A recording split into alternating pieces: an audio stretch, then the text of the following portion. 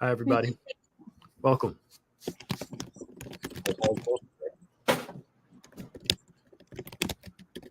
Welcome, welcome all. Hello, hello, hello. Maximize Monday. We are here on Yep. another Monday of Monday. um, we hope you are doing well today. This morning, this afternoon, whatever time it is.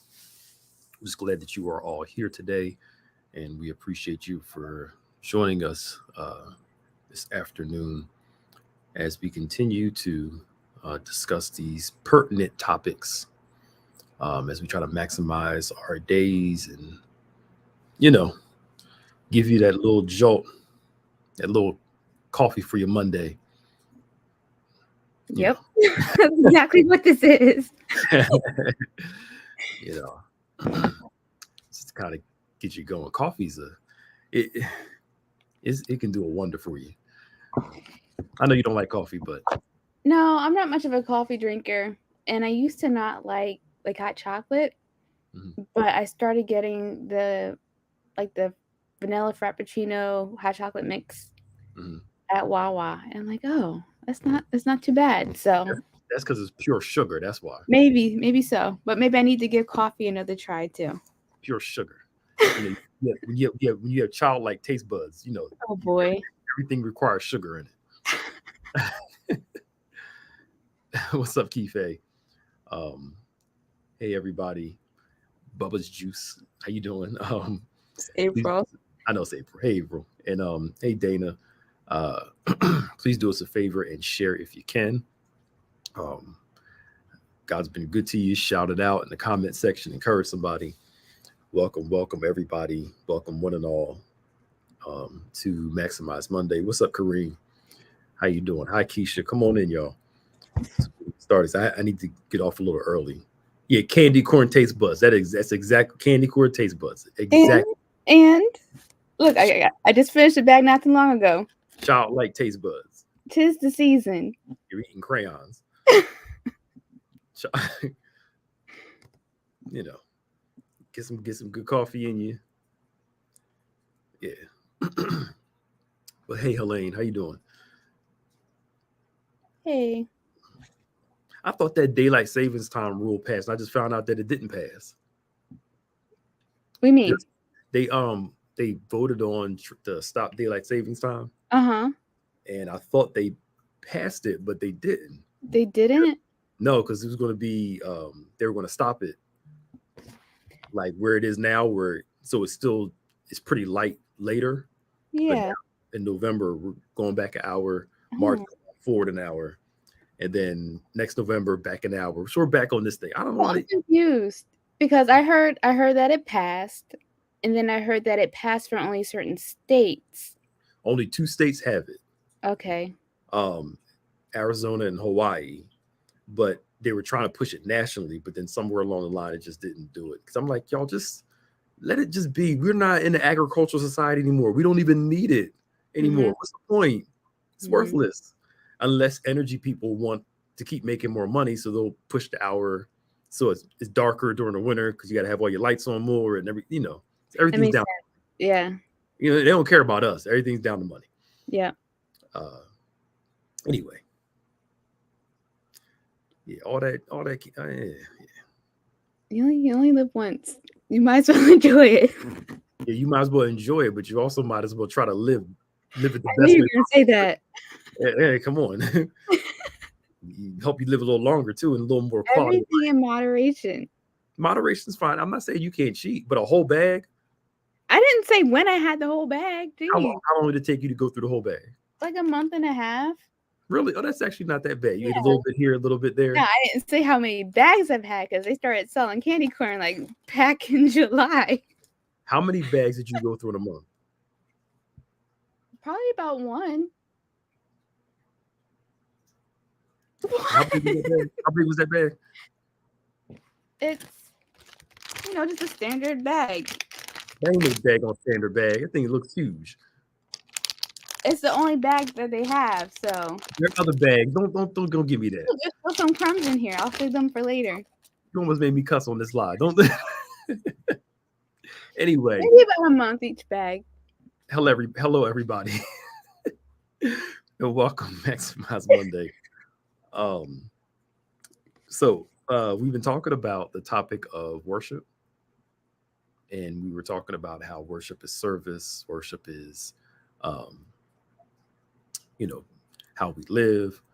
But when you start looking at everything you do as an act of worship, how you treat people is an act of worship also. Mm-hmm. I think one of the biggest, not to get too theological, but somewhat, one of the biggest failures of some Christians is believing that Jesus' death on the cross was only to reconcile us back to God and, to be fine with God. But a big part of his work on the cross was also to unite each other as people. We Mm-hmm. may have differences. We may not like, nobody likes everybody, but the work of salvation is also supposed to affect how we treat each other. And if we start looking at how we treat each other as an act of worship, I think we would treat each other a little better, because if you are made in the image and likeness of God, and if Jesus identifies with people, and if any good parent um, is affected by how you treat their children, if I treat you wrong, I then put myself in a position to be at odds with the Father because I'm treating one of his children the wrong way. Mm-hmm. Everybody, no matter whether you agree with them or not, is made in the image and likeness of God. With all of our flaws, God is the creator of all of us. It doesn't mean that, that whole thing, God made me this way, so I'm supposed to stay this way, kind of thing, where we use that to justify bad behavior. Mm-hmm.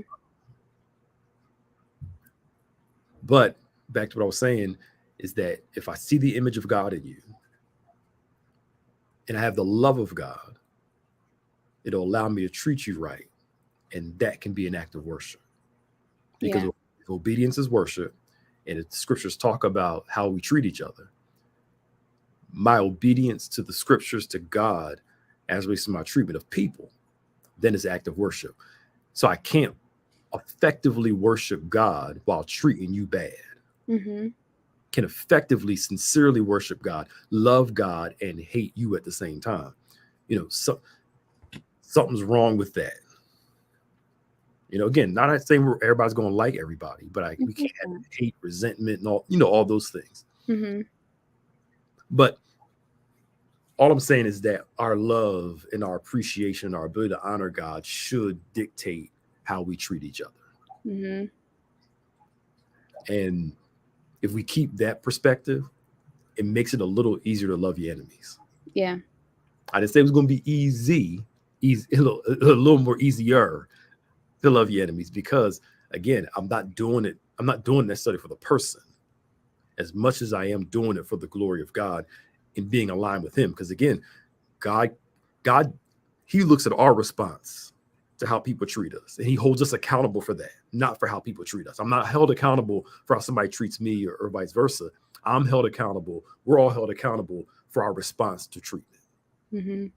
But if we start looking at our treatment of each other as an act of worship, an act of honoring God, It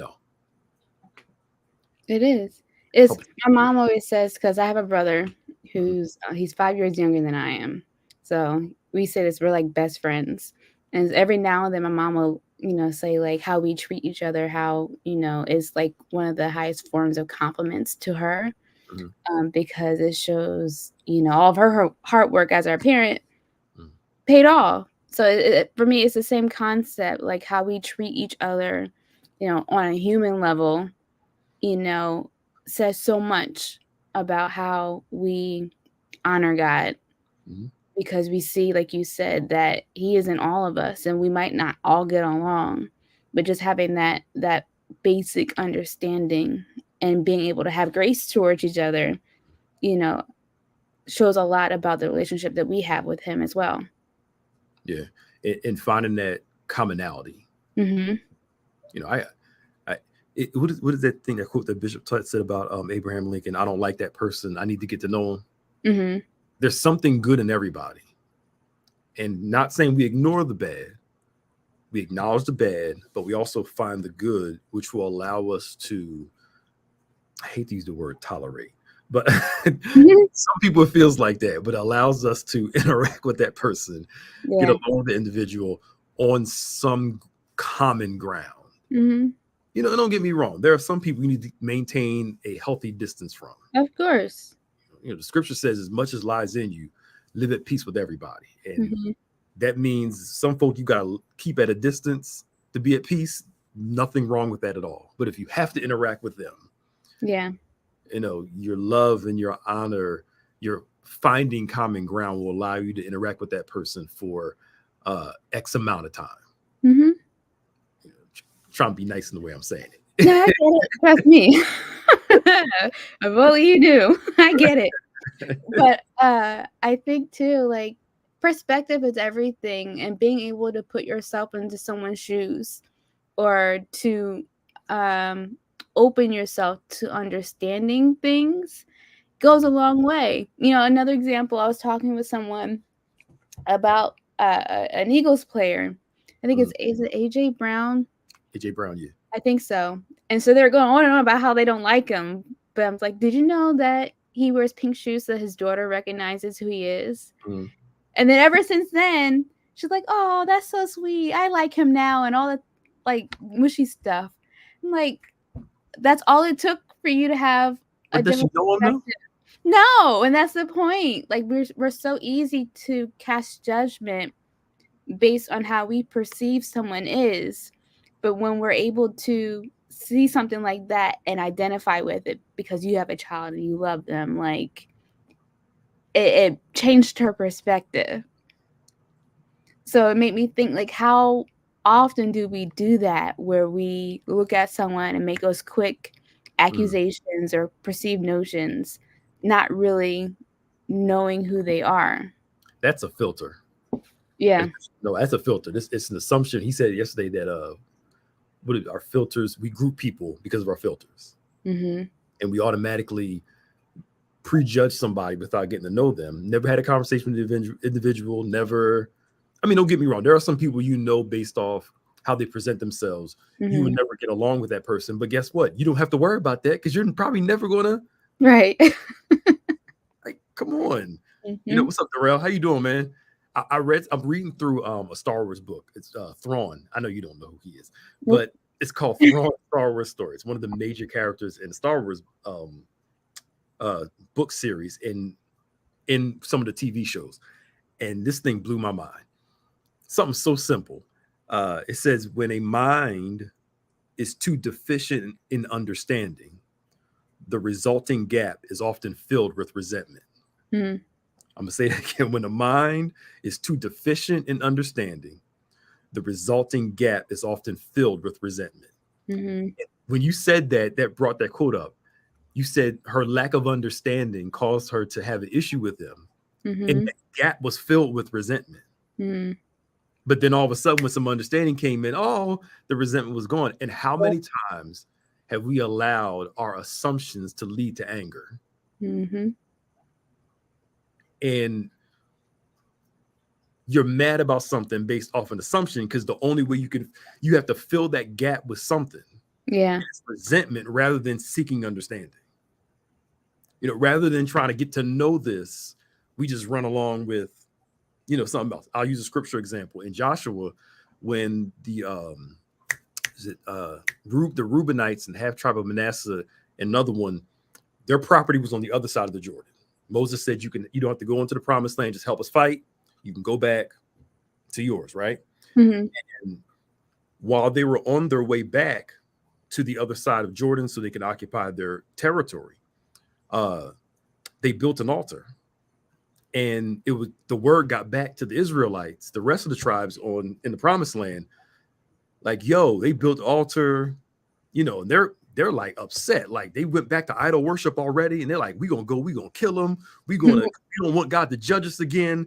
And they were like, read it in Josh. I can't remember the chapters. They were like just upset because they assumed because they built this altar, they went back to idol worship. They're saying God's going to judge us and God's going to do this because we know what happened before. So they sent some emissaries. He sent some people, a representative, I believe, from each tribe to go talk to them to say, yo, what's going on with this altar?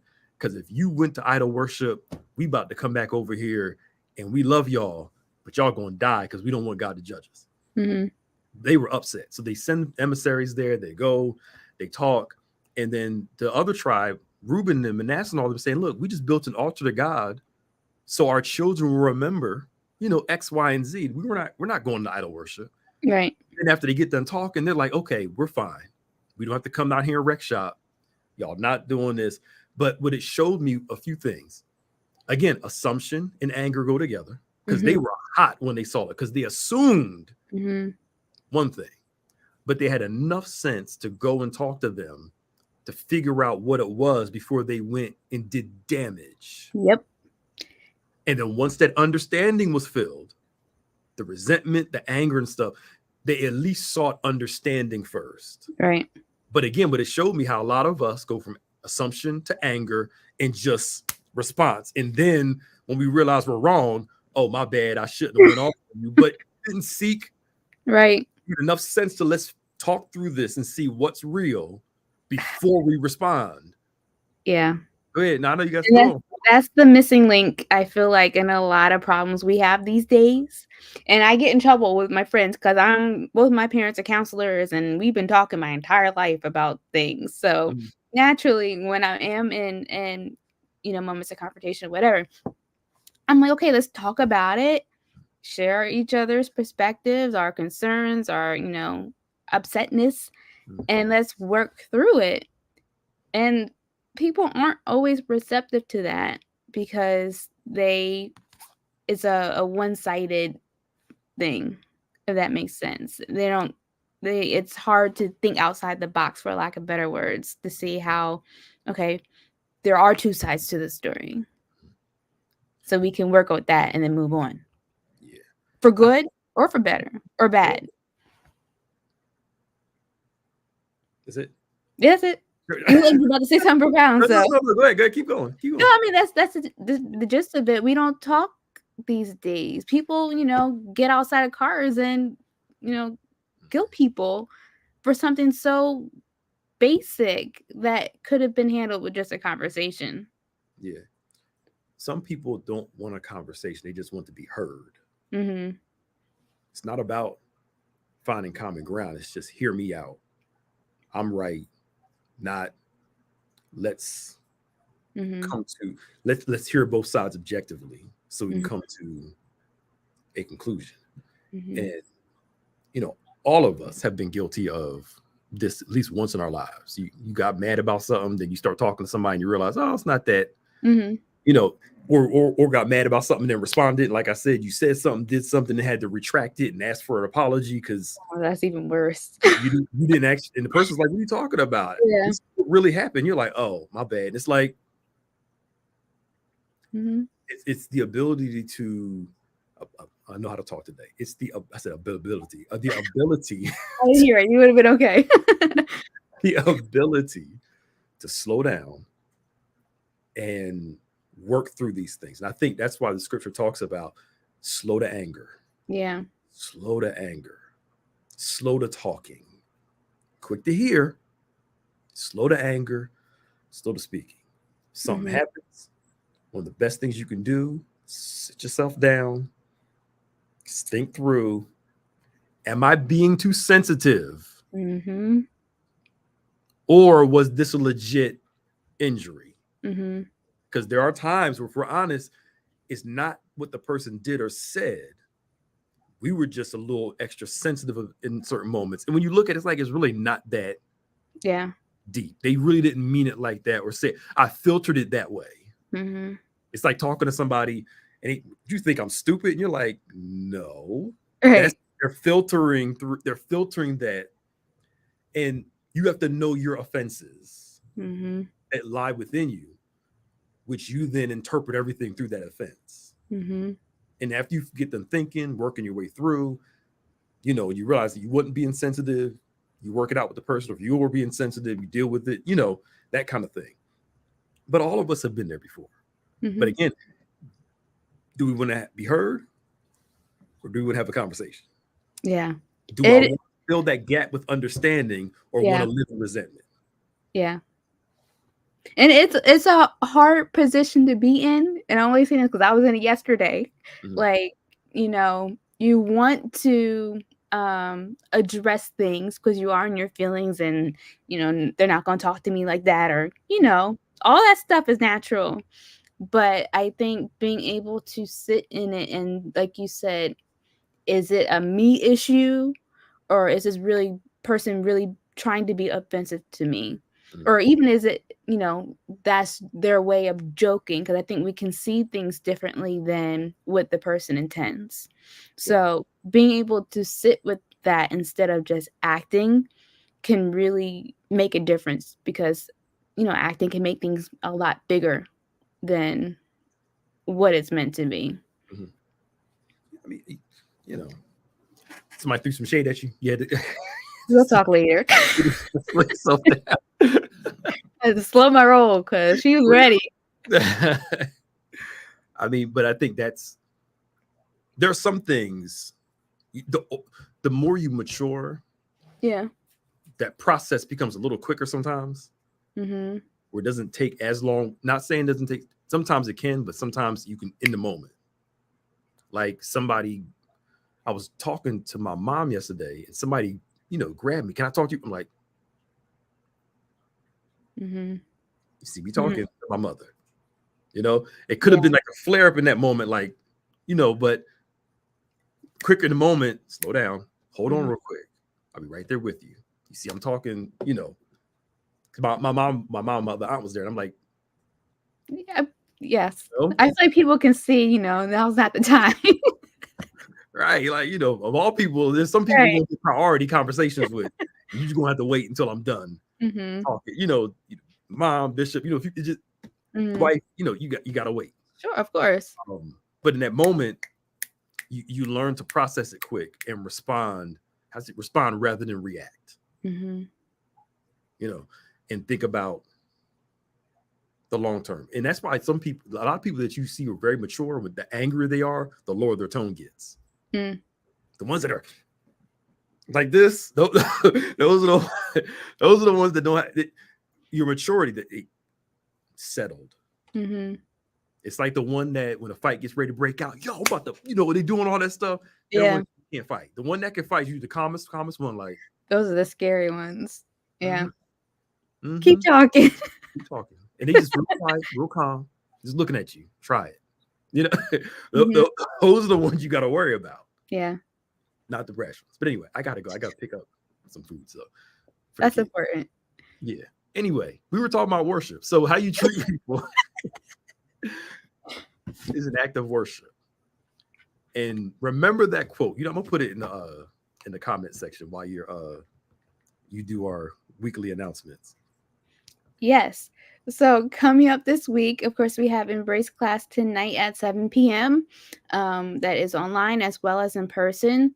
So, if you're in the area, we definitely want you to come out and be part of this new members class. It's great where Bishop really dives deep into the Bible and whatnot. So that's tonight at 7 p.m.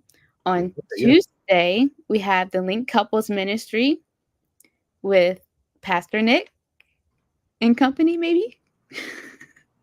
That is this Tuesday uh, at 7 p.m. online. So we have another great word that Pastor Nick will come up with these next 24 hours for Link Couples Ministry. Wednesday, we have, of course, our Word Impact Bible study at 7 p.m. We also have our noonday Bible study with Pastor Nick at 12 p.m. on Wednesday. Saturday, of course, On Point Radio with Bishop and Pastor Nick, and then a full day of worship starting at 11 a.m. in person at Bethany. It's also our church anniversary. Yay, 56 years. Mm-hmm. So that is definitely something worth being celebrated. We're asking everyone, if possible, to sow a love offering of some derivative of 56. So $56, 156, whatever you feel led to do to help celebrate these past 56 years of transforming lives. And then following the service, we'll have a small celebration, birthday cake. Food will be available for purchase. We'll have some games, music, But just really looking forward to spending this time with everyone as we celebrate our church family for 56 years. Yep. Food for purchase, good games and stuff. We'll have a good time. All right, y'all. I gotta go. See y'all later. Bye. Bye.